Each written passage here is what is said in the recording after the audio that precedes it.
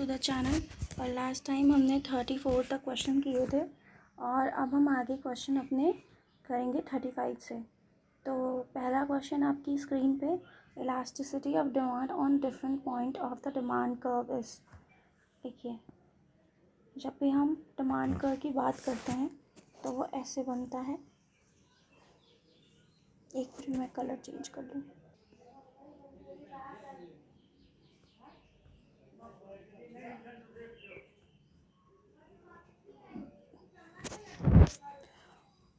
और इस demand curve की हर पॉइंट पे इलास्टिसिटी अलग होगी।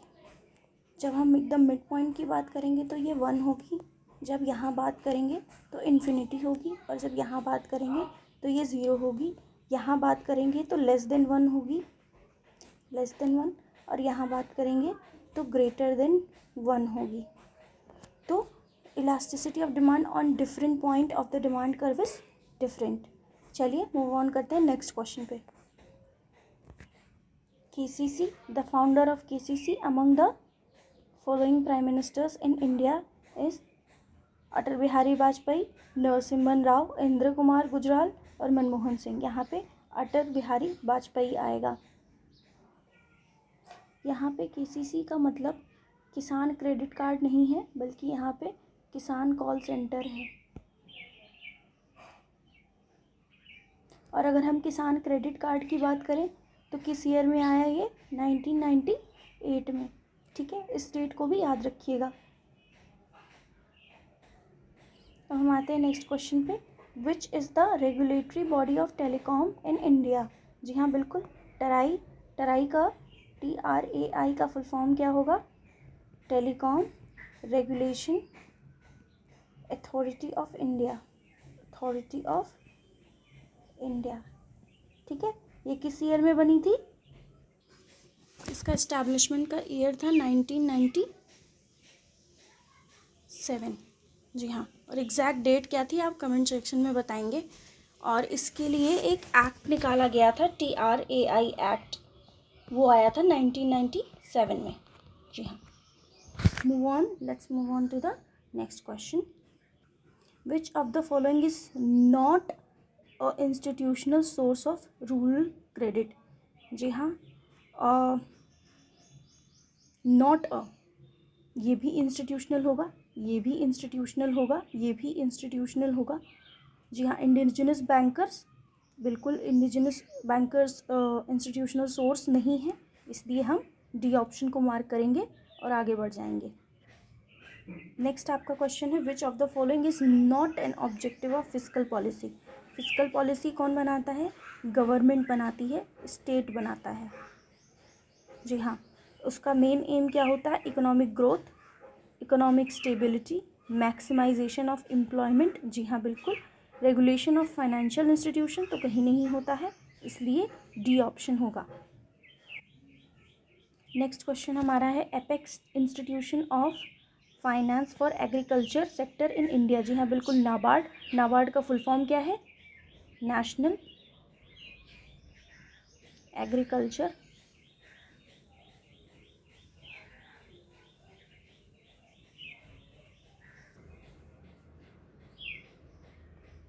ये मुझे कुछ गलत लग रहा है,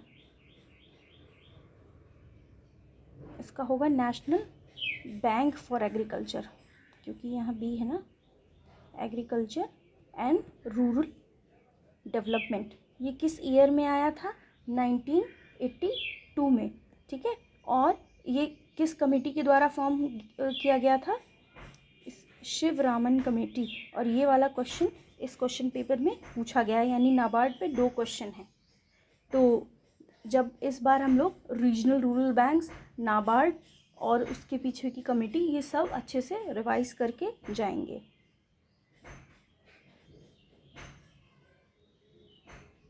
नेक्स्ट आते हैं क्वेश्चन पे, द एक्सेलरेटर कोफिशिएंट में बी एक्सप्रेस्ड एज। जी हाँ, क्या होगा इसमें आंसर? जी हाँ, डी ही होगा, change in investment upon change in consumption. कभी कभी ये आपको change in Y upon change in C भी मिल जाएगा, दोनों ही करेक्ट है, लेकिन ये ज़्यादा अप्रोप्रिएट है। और एक्सेलरेटर का कॉन्सेप्ट किसने दिया था बताइए? आफ्तालियान ने। स्पेलिंग गलत हो सकती है। और इसके अलावा इससे कौन एसोसिएटेड हैं? क्लार्क एसोसिएटेड हैं। जीआईसी 2021 में एक क्वेश्चन आया था कि एक्सेलरेटर से कौन कौन नहीं, एक्सेलरेटर से कौन एसोसिएटेड नहीं है, तो उसमें कीन्स का नाम भी आया था। तो कीन्स एसोसिएटेड एक्सेलरेटर से नहीं है। नेक्स्ट हमारा क्वेश्चन है continuous substitutability of capital and labour is shown by. जी हाँ, जब भी सब्स्टिट्यूशन की बात आएगी तो कर्व आपका ऐसे बनेगा। जी हाँ, तो ये लीनियर आइसोकॉन्ट कर्व होगा। और जब भी कॉम्प्लीमेंट्री की बात आएगी या कॉम्प्लीमेंट की बात आएगी, यानी जहाँ पे नो सब्स्टिट्यूशन हो रहा है, जहाँ पे सब्स्टिट्यूशन पॉसिबल नहीं है, तो एल शेप्ड कर्व कहा जाएगा। अच्छा, इस कर्व का एक और नाम है, उसको क्या बोलते हैं आप कमेंट सेक्शन में लिख के बताएंगे। यहाँ हम इस क्वेश्चन को सॉल्व करेंगे। Using the following data find the standard deviation. तो स्टैंडर्ड डेविएशन निकालना है। एक्स दिया हुआ है, एक्स बार दिया हुआ है जो कि 6 के इक्वल है। ये 1000 के इक्वल है। x इज इक्वल टू 60 है। तो पहले हम क्या करेंगे, n को निकाल लेंगे। n को फाइंड आउट करने का क्या फॉर्मूला है?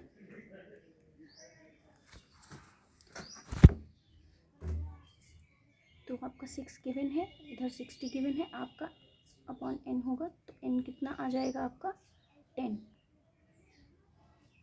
ठीक, उसके बाद इसमें स्पेस नहीं है, बट आई विल ट्राई। इसके बाद आपका जो एस टी का फॉर्मूला है वो ऐसे होगा, आप इसको कहीं नोट कर लीजिए। X square upon N minus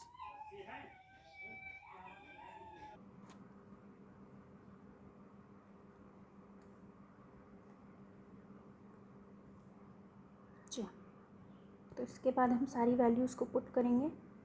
1000 upon 10 minus 6 square, तो 100 माइनस 36,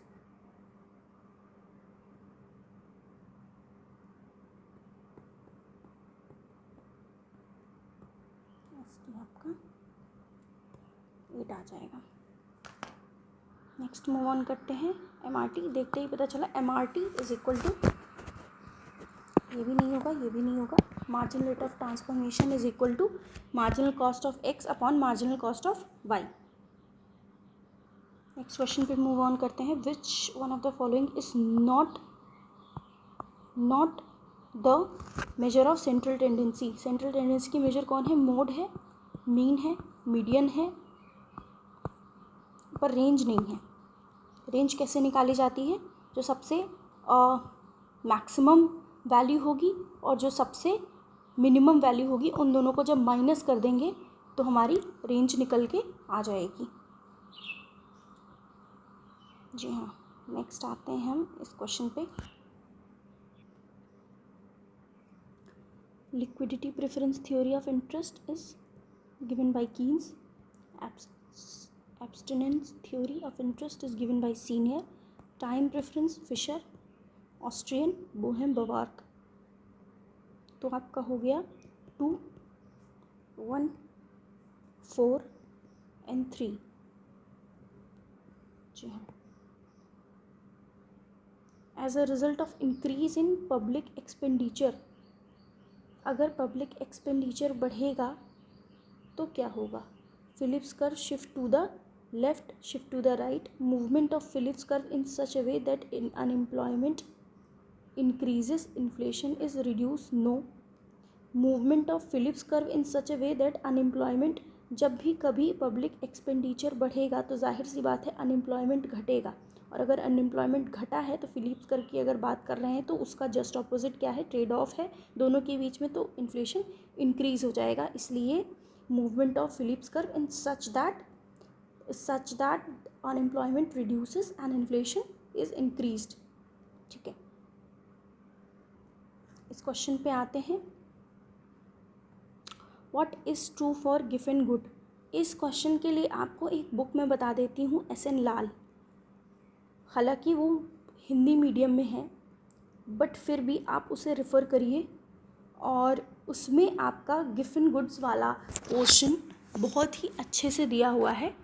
तो आयोग ने भी यही माना है और यही SN लाल में भी लिखा हुआ है, स्ट्रॉन्ग पॉजिटिव इनकम इफ़ेक्ट। जी हाँ, इसका C आंसर नहीं होगा, इसका B आंसर होगा। इसमें किसी भी प्रकार का कोई कन्फ्यूजन नहीं होना चाहिए। Strong negative income effect possible होगा जब हम इन्फीरियर गुड की बात करेंगे, लेकिन पॉजिटिव इफेक्ट इनकम इफेक्ट होगा जब हम गिवन गुड की बात करेंगे। ये क्वेश्चन बहुत इजी है। इन विच सेक्टर डिस्गाइज्ड अनएम्प्लॉयमेंट, प्रच्छन्न बेरोजगारी कहाँ मिलती है? एग्रीकल्चर सेक्टर में। और मार्जिनल प्रोडक्टिविटी क्या होती है? अनएम्प्लॉयमेंट, डिस्गाइज्ड अनएम्प्लॉयमेंट में लेबर की मार्जिनल प्रोडक्टिविटी 0 होती है। डिस्गाइज्ड अनएम्प्लॉयमेंट को एक्सप्लेन करने की ज़रूरत है? मुझे नहीं लग रहा है। और अगर किसी को कन्फ्यूजन है तो मैं कमेंट सेक्शन में प्रॉपर्ली एक सेक्शन में लिख दूंगी।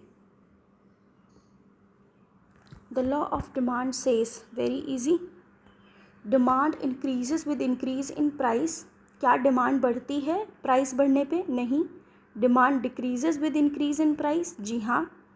Price increases with increase in demand? नहीं। Price demand increases with increase in supply.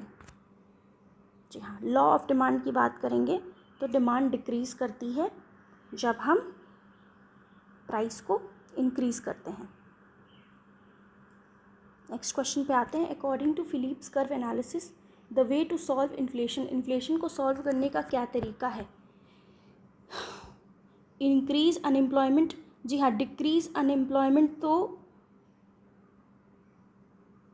Increase money supply तो नहीं होगा, क्योंकि इन्फ्लेशन को सॉल्व करना है तो मनी सप्लाई बढ़ा के कुछ भी नहीं होगा।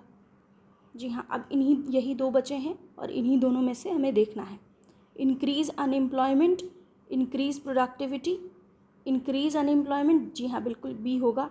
इंक्रीज करेंगे अनएम्प्लॉयमेंट को, इन्फ्लेशन सॉल्व करना है तो अनएम्प्लॉयमेंट बढ़ा दीजिए और जो प्रोडक्टिविटी है वो भी घटा दीजिए, तो इन्फ्लेशन सॉल्व हो जाएगा according to Phillips curve. The last 5-year plan of the India was, wait, this is 12th कहाँ कब से कब तक था?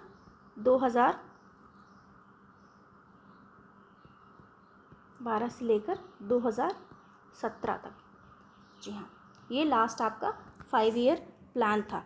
कमेंट सेक्शन में आप बताएंगे रोलिंग प्लान के बारे में, प्लान हॉलीडे के बारे में। जी हाँ। फर्स्ट प्लान किस पे बेस्ड था, किस मॉडल पे? सेकंड प्लान किस मॉडल पे बेस्ड था? दोनों के मॉडल्स क्या क्या हैं इनके बारे में आप बताएंगे। By definition the marginal propensity MPC क्या होगा? Very easy. जी हाँ, MPC चेंज कंजम्पशन,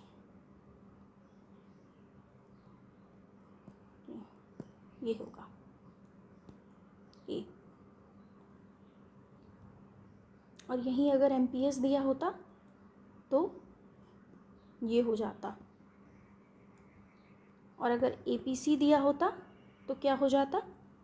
C/Y, और APS दिया होता तो S/Y, या फिर 1 - C/Y। दोनों बातें सेम हैं, ठीक है। For complementary goods the cross elasticity of demand will B.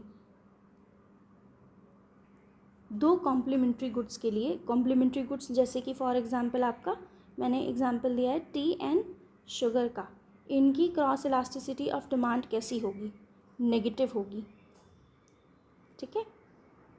और अगर हम सब्स्टिट्यूट की बात करेंगे तो क्रॉस इलास्टिसिटी ऑफ डिमांड क्या होगी? सब्स्टिट्यूटेबल गुड्स की क्या होगी? पॉजिटिव होगी। जी हाँ। आयलर थ्योरम किससे, डिस्ट्रीब्यूशन से रिलेटेड है।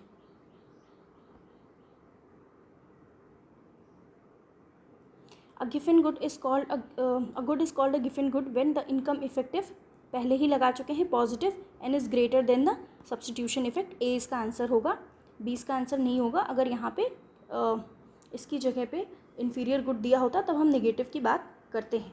इसलिए याद रखिएगा कि यूपी पीजीटी में जब भी क्वेश्चन आए तो इसको पॉजिटिव ही मार्क करना है, लेकिन अगर ये क्वेश्चन यूजीसी नेट में आ रहा है तब आपको नेगेटिव वाला मार्क करना है। नेक्स्ट क्वेश्चन पे मूव ऑन करते हैं। टैक्स शिफ्टिंग, टैक्स शिफ्टिंग में भी देखिए, टैक्स शिफ्टिंग दो प्रकार की होती है, फॉरवर्ड भी होती है, बैकवर्ड भी होती है।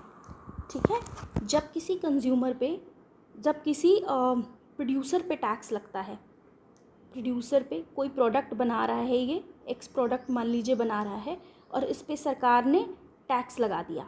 ठीक है, गवर्नमेंट ने क्या किया, टैक्स इम्पोज कर दिया। तो उसके पास दो ऑप्शन रहते हैं, या तो वो आगे टैक्स शिफ्ट कर दे या तो वो पीछे टैक्स शिफ्ट कर दे। जब आगे शिफ्ट करेगा तो टैक्स को पे कौन करेगा, बायर पे करेगा। ठीक है, और अगर पीछे की ओर टैक्स शिफ्ट करेगा मतलब कि वो अपने फैक्टर ऑफ प्रोडक्शन पे टैक्स शिफ्ट कर रहा है। इसका मतलब जो लेबर है उसकी जो सैलरी है वो घट गई। ठीक है, इस वे में वो अपने प्रॉफिट को अर्न करने का प्रयास करेगा।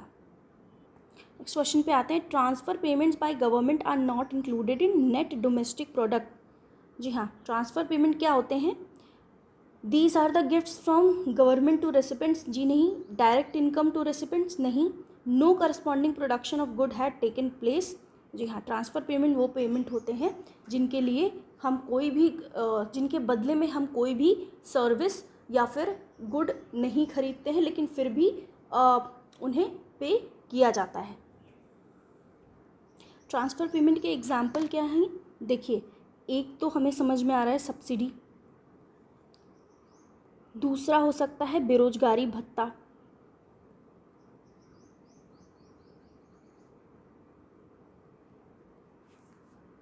तीसरा हो सकता है आपका जैसे कि पेंशन। जो लोग रिटायर हो चुके हैं, सरकार उनसे कोई भी सर्विस नहीं ले रही है लेकिन फिर भी उनको पेमेंट कर रही है, वो क्या है आपका, उसके बदले में कोई भी सर्विस और कोई भी प्रोडक्शन में इंक्रीमेंट नहीं हो रहा है, लेकिन फिर भी सरकार उनको पेमेंट कर रही है, तो ये आपका ट्रांसफ़र पेमेंट में आएगा। इसीलिए ये नेट डोमेस्टिक प्रोडक्ट में इंक्लूड नहीं किया जाता है। नेक्स्ट आपका फैक्चुअल क्वेश्चन है। Gender empowerment measure was introduced in human development index. जी हाँ, ह्यूमन डेवलपमेंट इंडेक्स की बात जब भी आए तो ये बहुत इंपॉर्टेंट क्वेश्चन है और आयोग का बहुत फेवरेट है। ये किसने दिया है, यूएनडीपी ने दिया है। ठीक है, किस ईयर में दिया है, 1990 में। क्या इसके इंडिकेटर्स हैं, ठीक, जी हाँ, इसके 3 इंडिकेटर्स हैं।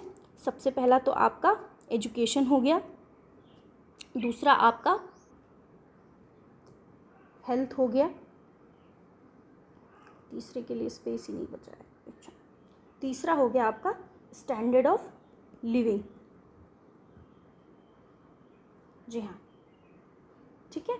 और जो अभी आपकी लेटेस्ट HDI आई है उसमें इंडिया की रैंक कितनी है, 130 है, 138 2023 की ये रिपोर्ट है और आई है 2025 में। 138 रैंक है इंडिया की। इंडिया का स्कोर कितना है आप ज़रा कमेंट सेक्शन में बताएंगे, क्योंकि AP एग्ज़ाम में जो अभी असिस्टेंट प्रोफेसर का एग्ज़ाम हुआ है उसमें स्कोर के बारे में पूछा गया था। हालांकि लेटेस्ट स्कोर नहीं पूछा गया था, 2019 का स्कोर पूछा गया था। तो हम क्या करेंगे, लास्ट के 4-5 सालों के जो भी स्कोर्स हैं HDI के, जितनी भी रिपोर्ट्स आई हैं लास्ट 4-5 सालों में, उनके हम एक बार स्कोर को ब्रशअप कर लेंगे। Let's back to the question. Gender empowerment measure कब इंट्रोड्यूस किया गया, 1995 में। ठीक, अब आते हैं Samuelson model of trade cycle of Samuelson model in which of the we get regular trade cycle. जी हाँ, रेगुलर ट्रेड साइकिल कब मिलता है हमें, जब हमारी अल्फ़ा की वैल्यू होती है 0.5 और बीटा की वैल्यू होती है 2। जी हाँ, आप अपने नोट्स में क्या करिए, ऐसे एक टेबल बना लीजिए जिसमें कि अल्फ़ा की वैल्यू लिख लीजिए, बीटा की वैल्यू लिख लीजिए और उसके बाद जो उसकी साइकिल का बिहेवियर या पाथ होगा वो लिख लीजिए।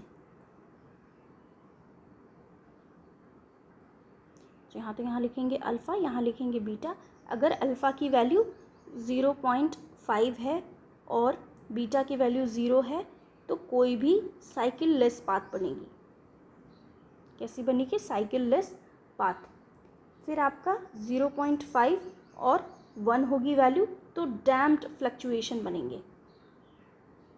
जी हाँ, और अगर 0.5 और 2 होगा तो आपका रेगुलर ट्रेड साइकिल बनेगा या रेगुलर एम्पलीट्यूड बनेंगे, कांस्टेंट एम्पलीट्यूड बनेंगे। जी हाँ, जब 0.5 और 3 होगा तो एक्सप्लोसिव साइकिल बनेंगे, और जब 0.5 और 4 होगा तो साइकिल लेस एक्सप्लोसिव पाथ बनेगी। सबका शेप कैसा होगा इसके लिए हम एक अदर वीडियो बना सकते हैं, तो मैं कोशिश करूँगी कि इसके लिए एक शॉर्ट्स में डाल दूँ। Again repeated question, headquarter of Asian development, एक ही बुक में एक ही क्वेश्चन पेपर में 2 बार एक ही क्वेश्चन। वाह, आयोग की जय हो।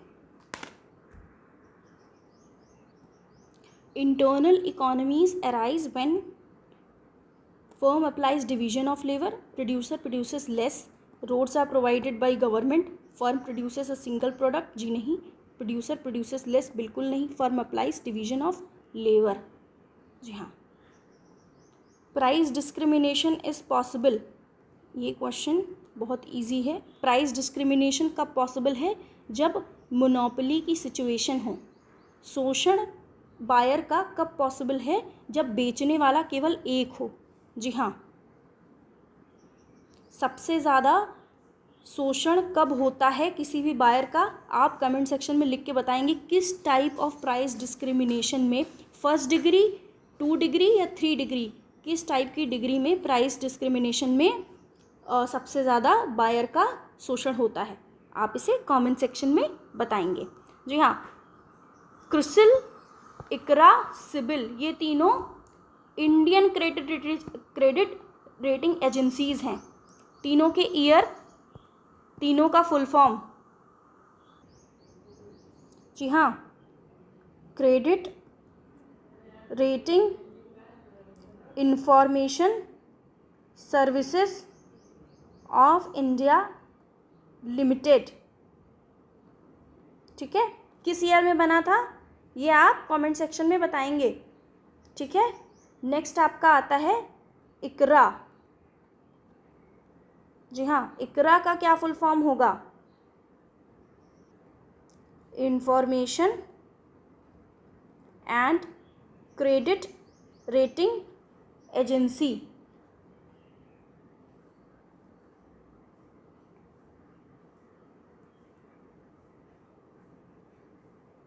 जी हाँ, सीबिल का फुल फॉर्म क्या होगा? Credit information bureau of India limited.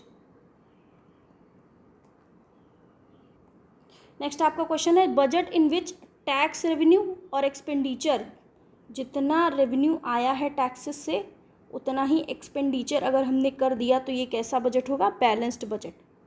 ठीक है, और सरप्लस बजट कब होगा? सरप्लस बजट कब होगा बताइए? जब आपका जो रेवेन्यू है वो ज़्यादा हो जाएगा एक्सपेंडिचर से।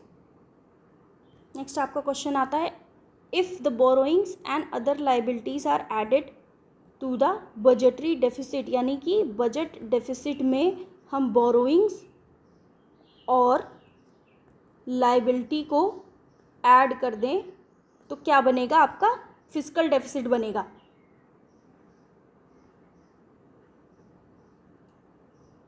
The different combination on indifference curve show. जी हाँ, मैंने कल ही बताया था जब मैं जीआईसी वाला पेपर सॉल्व करा रही थी कि कोई भी पॉइंट ले लें हम इंडिफरेंस कर्व पे, आईसी पे, सब हमें समान रूप से सेटिस्फैक्शन देते हैं, चाहे ए हो, चाहे बी हो, चाहे सी हो। ठीक है, सेम सेटिस्फैक्शन।